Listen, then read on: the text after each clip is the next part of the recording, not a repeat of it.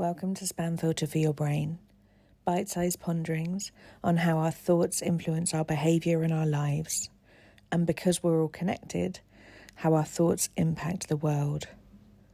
I'm here to help people reconnect with their bodies and declutter their brains.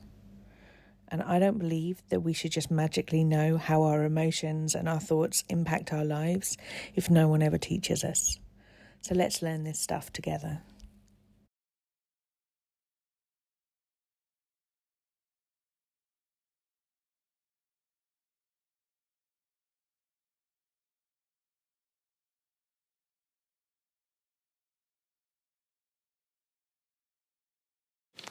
Something that I hear quite a lot in coaching circles and the way that I was trained in this kind of thing is to teach people how to feel their emotions.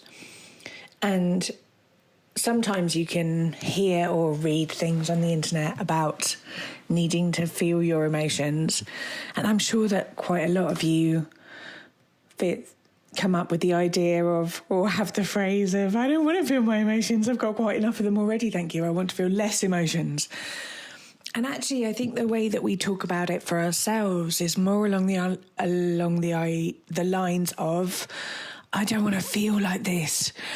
This is too much. I hate what's going on here. I want to feel differently. Why can't I just be happy? And sometimes that can come out in more sort of self-critical ways of, I know better than this. Why am I still repeating this old habit? I have loads of things going on in my life. Why aren't I more grateful? And I would love to just invite you this week to just pause and notice when you're having an emotion that you don't like, where you have almost misallocated in a way. It isn't that it's the emotion that you don't like. It's actually you're having an emotion and then you slap a whole load of judgment on top of it. So it is, I don't want to feel like this because I know better. Things are okay. Other people have it worse. That kind of thing.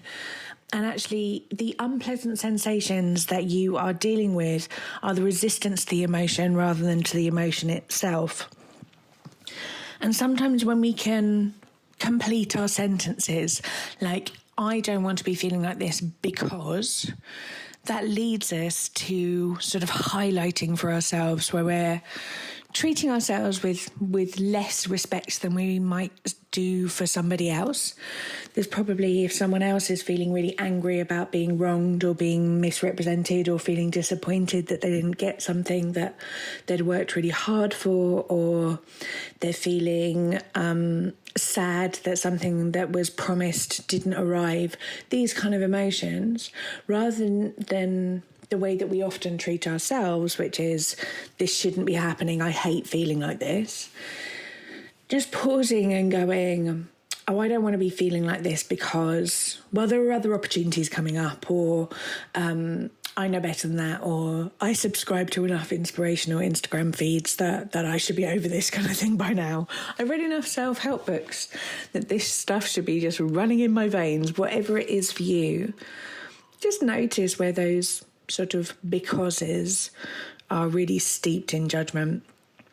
Because when we can notice that, we can kind of take a little step back and go, actually, it's really normal that when we are trying to resist something, our brain processes that as dangerous. We become our own tormentor. We become the danger that we're trying to avoid rather than the emotion itself. And it's really hard to get away from ourselves.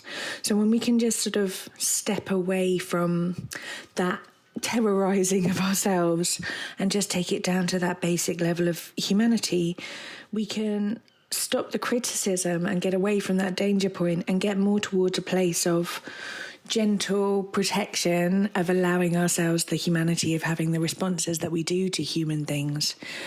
Humanizing the reactions that we have is always going to get you closer and quicker to a place where you're able to create more compassion and more kindness for yourself, irrespective of the emotions that you're feeling.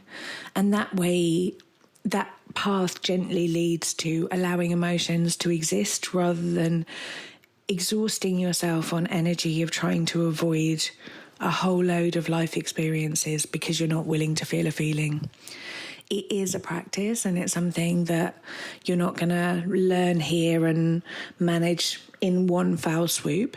But the more you do it, the more that you're able to just pause, breathe, look at what's going on for you, and start noticing the stories that we're telling ourselves in our head.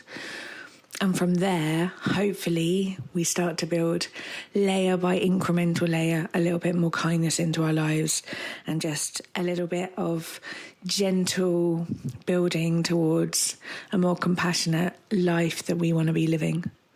I hope that the next time that you have a big feeling that you're not really enjoying very much, that you're able to sit there for a moment and go, this is a human reaction.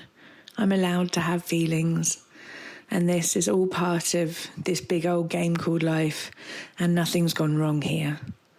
The more you do that, the more you're going to teach your brain that being you is a safe thing to be. I hope that this adds a little bit more kindness into your life. And I'll speak to you next week. If you've been enjoying what you're hearing on the podcast, you will love Self-Care School. Self-Care School is longer versions of this, more in-depth and more personalised. We have a whole hub of courses from body image to boundaries, perfectionism, time management, and a whole range of other topics. You name it, there's probably a course on it.